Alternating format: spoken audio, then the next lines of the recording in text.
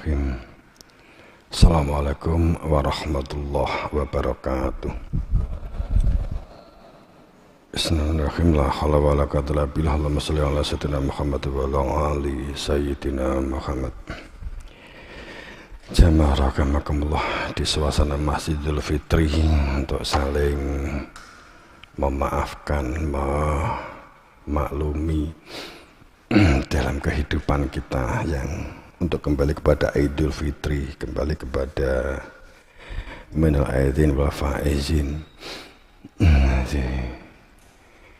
Minal aidin wal faizin itu biasanya sadar atau tidak kita terjemahkan mohon maaf lahir dan batin, kan itu. Minal aidin mohon maaf wal faizin lahir batin, kan gitu.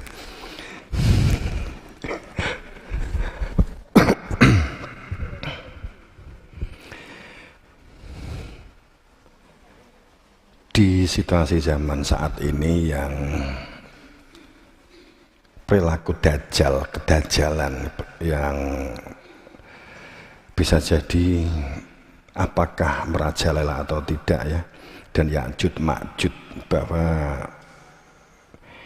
kedajalan itu perilaku yang akibat sebuah ambigu,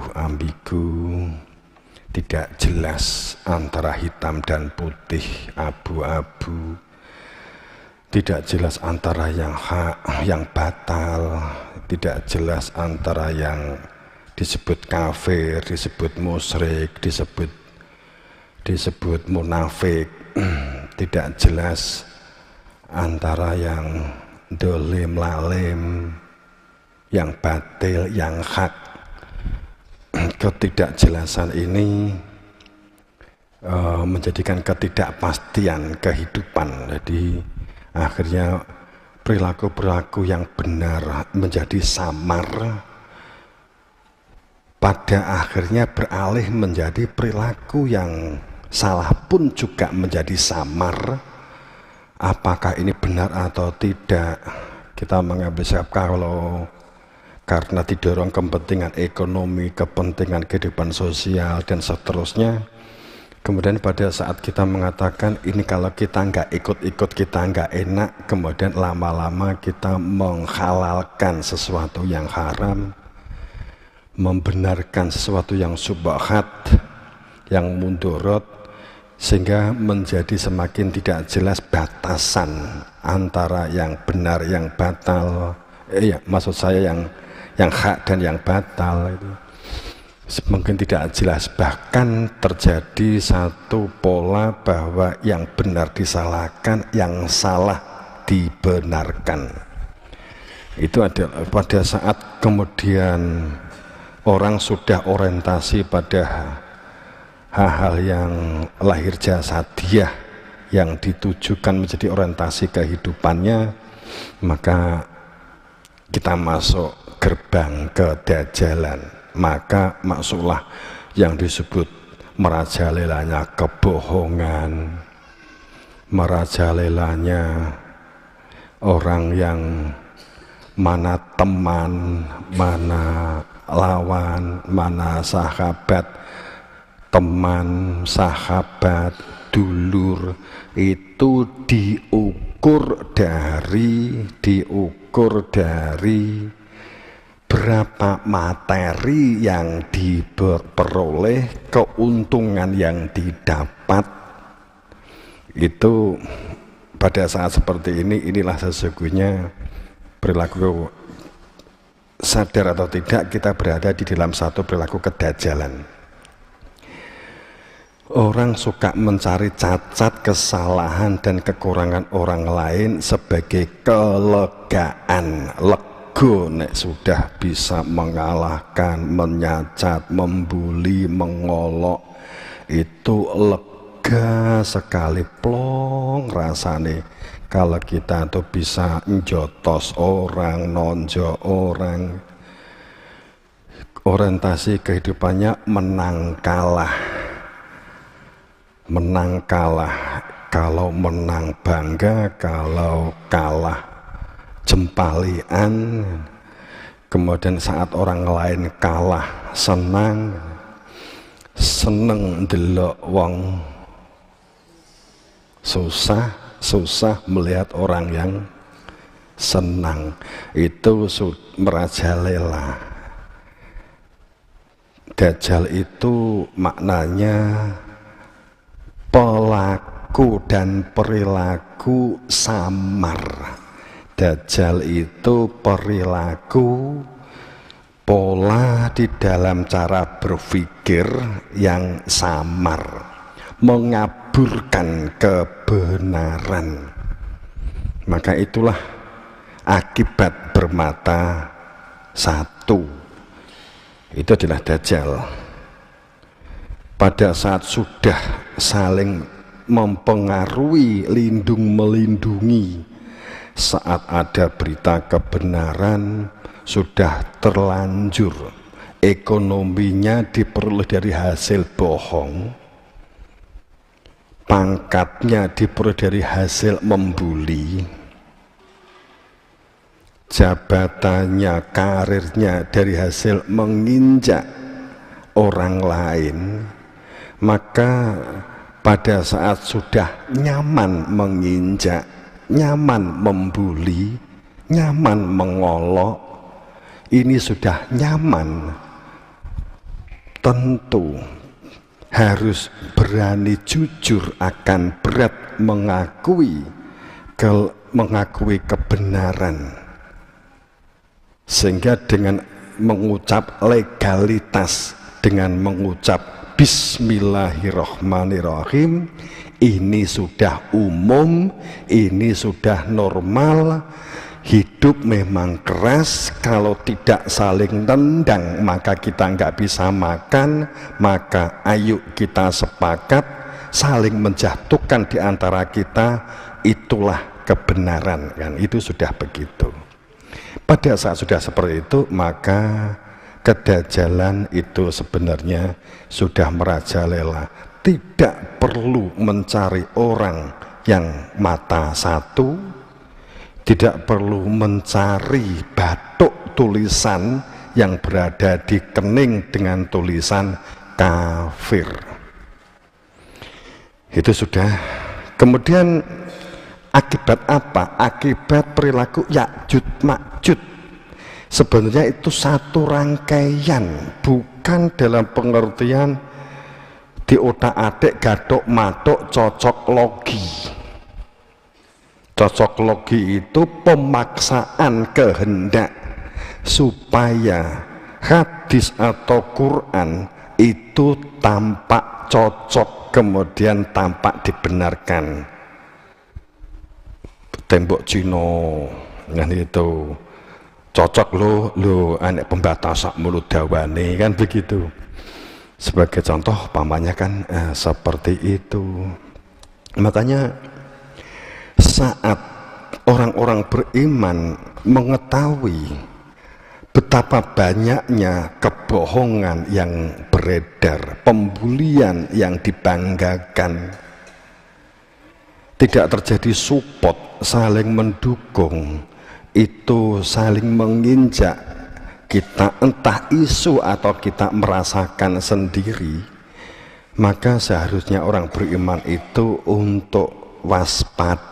Karena di zaman kedajjalan senjatanya adalah yang terungkap di dalam Joyoboyo Ronggowarsito itu kan, sing sak beja-bejane menungso ya kuwi sing eling lan waspada.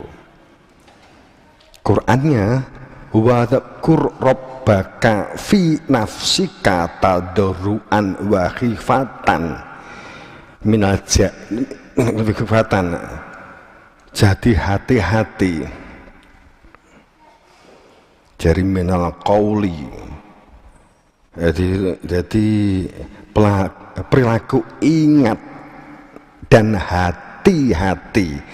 Sebenarnya kalimat ingat dan hati-hati itu seperti apa? Itu kan kita mengatakan ingat dan hati-hati itu berarti itu sebagai parameter, objeknya harus jelas.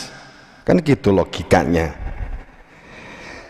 Kamu bawa air di atas nampan, jalanlah karena kamu akan menemui banyak selundakan, banyak tangga. Bawa hati-hati dan kamu harus ingat. Kamu harus ingat yang kamu suguhki, yang kamu hidang, akan kamu beri hidangan itu rojo, kan gitu.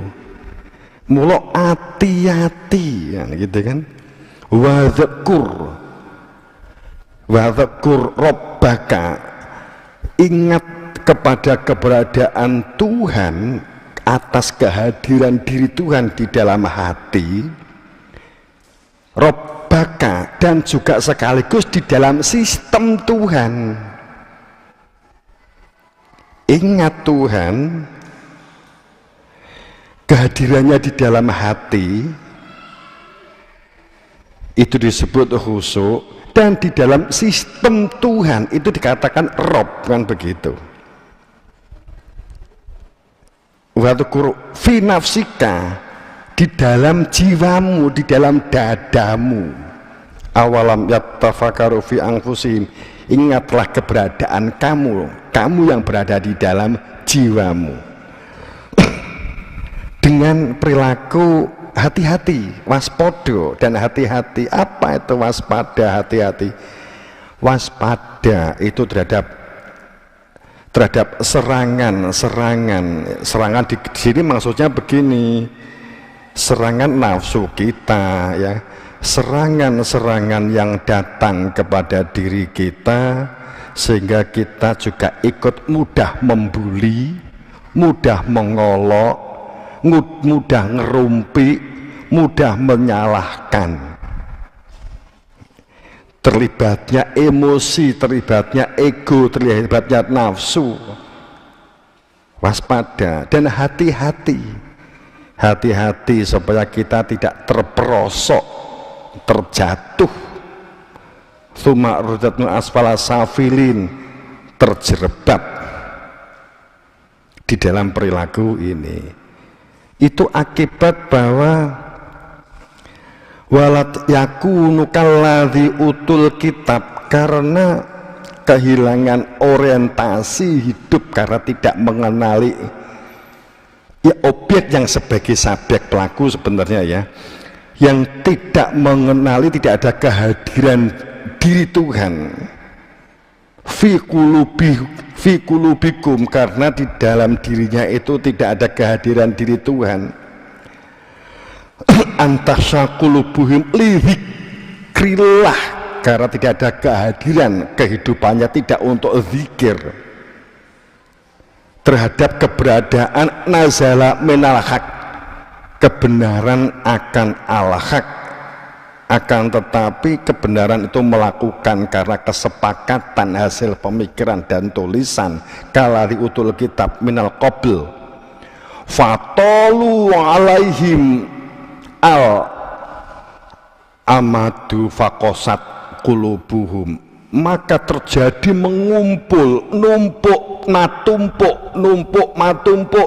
manumpuk fakosat kulubuhum, sampai terjadi perilaku yang salah menjadi benar, yang benar bisa samar, yang akhirnya yang benar disalahkan, yang salah dibenarkan, pada akhirnya salah dan benar diukur dari berapa yang saya terima dan berapa yang saya diuntungkan.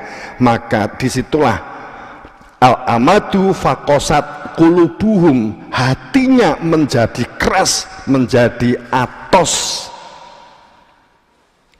tumpuk matumpuk. Itulah yakjud, perilaku terus menerus makjud. Maka terjadilah percepatan yang semakin terjadi cepat, rusak pada titik tertentu, gerak langsung, terjadilah goro-goro yang hebat. Itulah disebut sebenarnya, maka saat dikatakan yakjud itu mengeras karena salah orientasi, kosongnya orientasi, mengeras. Makjud Ini cepat gerakannya. Wong nek wis salah kan cepet banget gerakannya kan gitu kan, numpuk kan gitu. Maka wakim kung tak anu tak tiba urung tak ya kita apa sih orientasi kehidupan kita kan gitu ya.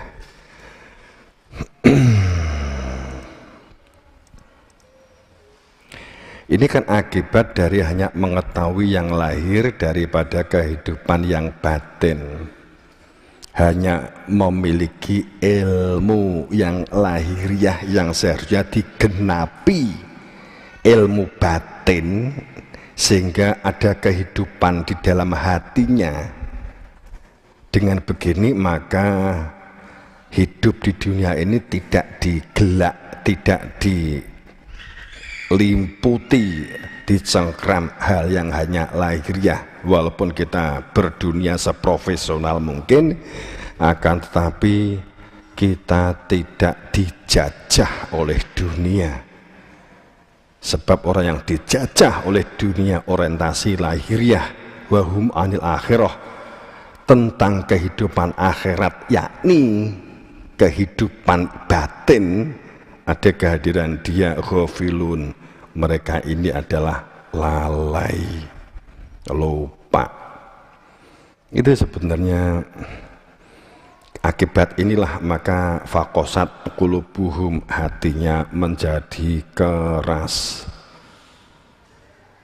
Ungkapan itu fatolu alaihim, maka tumpuk manumpuk ya. Itu yang terjadi. Ini sebut Ya'juj Ma'juj do bingung gawe rumusan kan gitu. Orang yang hidup tidak memiliki orientasi tujuan, tidak mengetahui alamat tujuan karena tidak tahu tempat tujuan, hanya mengenal nama-nama dan ritual serta legenda sejarah. Akibatnya maka terperosok dalam kehidupan maya, kehidupan yang dikatakan kehidupan retorika, kehidupan yang lahir, kehidupan yang jasad. Itu ngerti orang, makanya biasanya untuk kemudian mencari teman kalau sudah ekonominya didapat dari hasil bohong, dari hasil membuli, dari hasil nyogok, dan bla bla bla bla bla. Akhirnya saat untuk diluruskan dalam perilaku kebenaran untuk jujur menjadi berat. Dan jika sudah demikian, hukum apapun akan sulit. Nggawe polisi tahap 1, polisi kedua, mempolisi sing polisi 1, gak berhasil nggawe polisi ketiga, gak berhasil nggawe polisi keempat, kan begitu. Sampai mungkin polisi, nah akhirnya polisi diibur polisi di atas polisi, sehingga ada satu ungkapan bahwa pada saat polisi tanda petik ya, saya maksud bukan masalah polisi dalam pengertian formalitas seragam ya, dalam pengertian polais itu ya, dalam pengertian perilaku menjaga dan membimbing serta mengarahkan ini setiap diri. Maka dalam satu konstitusi hukum itu terjadi satu pola.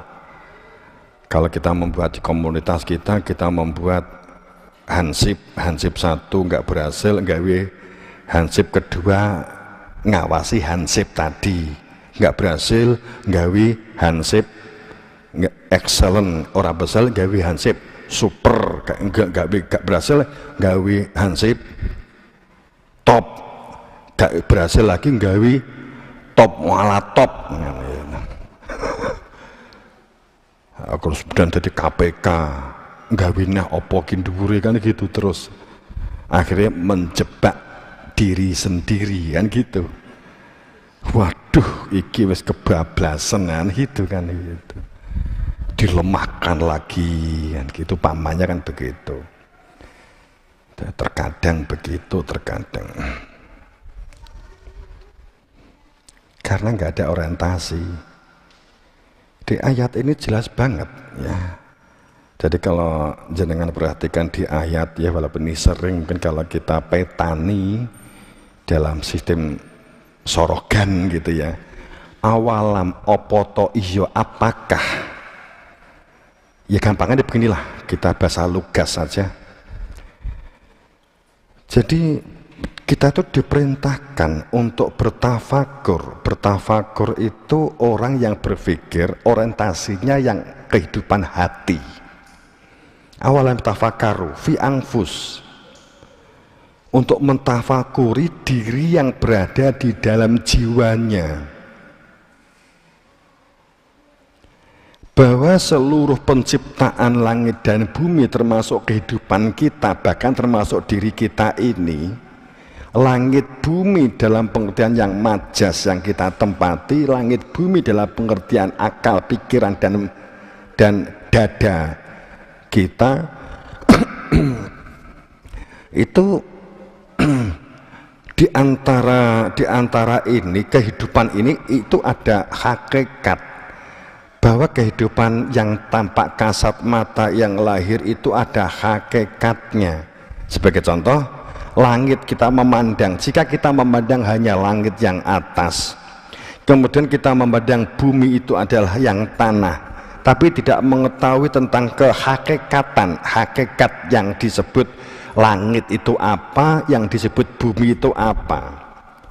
Secara majas yang dikatakan langit yang kita pandang, faktanya itu adalah hanya warna pantulan dari dan seterusnya dan sebagainya, umpamanya begitu.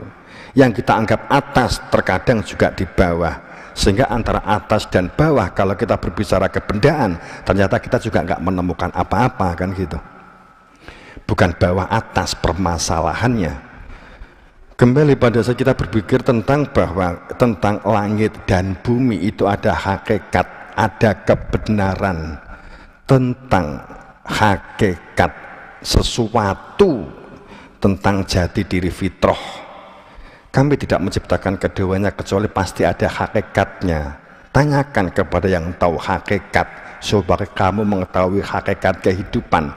Hanya dengan mengetahui hakikat, maka kamu mengetahui tujuan hidup dan alamat hidup di dunia ini untuk apa. Sebab jika kamu orientasinya itu hanya tentang simbol asma, maka wa ajalimu sama, tentang materi itu ajali, ada batas umur. Maka ayat ini ditekankan, wa inna, sungguh dengan sebenarnya nyata.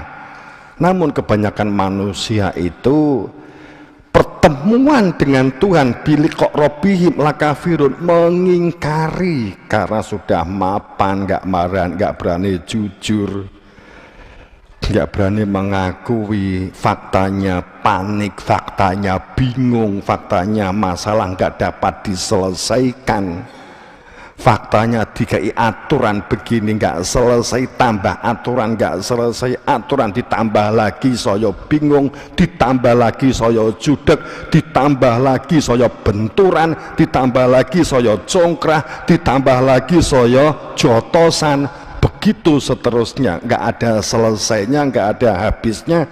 Angkat tapi manusia bertahan, akhirnya nikmatlah yang dikatakan berkelahi itu sesuatu yang mengharukan. Dulu haru itu diperuntukkan bagi mereka yang alhamdulillah mengetahui dari apa yang dibalik yang tampak kita haru. Sekarang kita haru karena ada orang yang mampu mengalahkan dan membuli orang lain hebat, mengolok orang lain hebat. Weh kok haru? Ya saya terharu sekali. Kenapa? Temenku ison jotosi koncone, alhamdulillah, kan itu. Itu haru sekali. Saat bisa mendepak orang lain, kita terharu sekali. Itu pada saat kita jalan.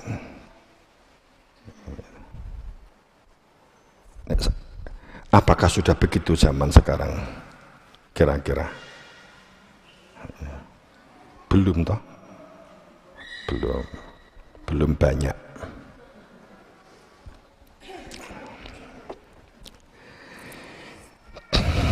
setiap ditanya secara pribadi orang ingin persatuan, ingin harmonis.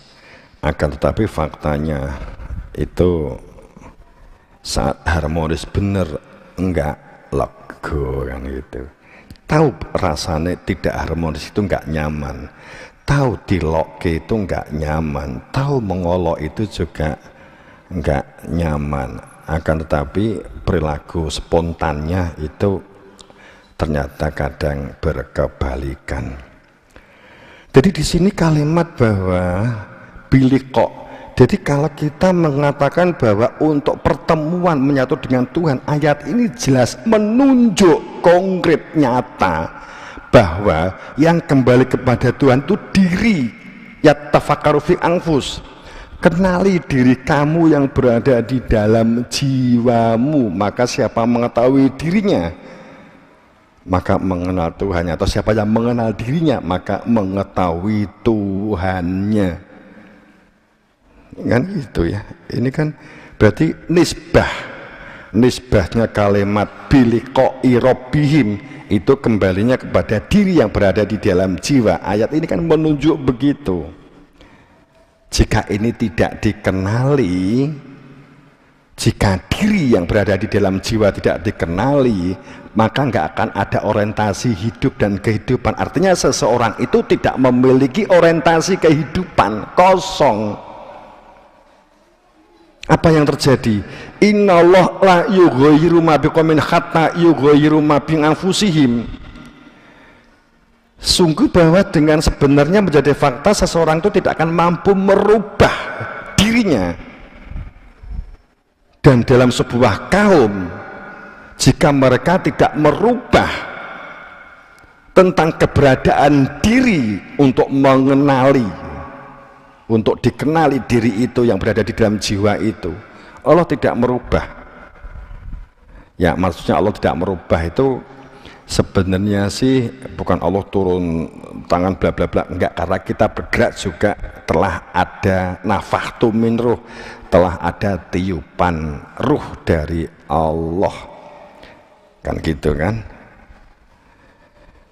Enggak, saat kita kotori dengan ego, kita kotori dengan perilaku-perilaku yang merusak, ya berarti enggak mengenal jiwa, enggak mengenal diri yang berada di dalam jiwa.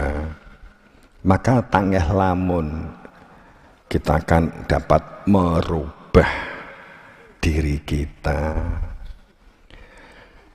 Ya memang ya kita ngajikan idealnya, faktanya kan saat tingkat mampuni dewi-dewi jempaliani ya saat tingkat mampuni dewi-dewi kan gitu ya.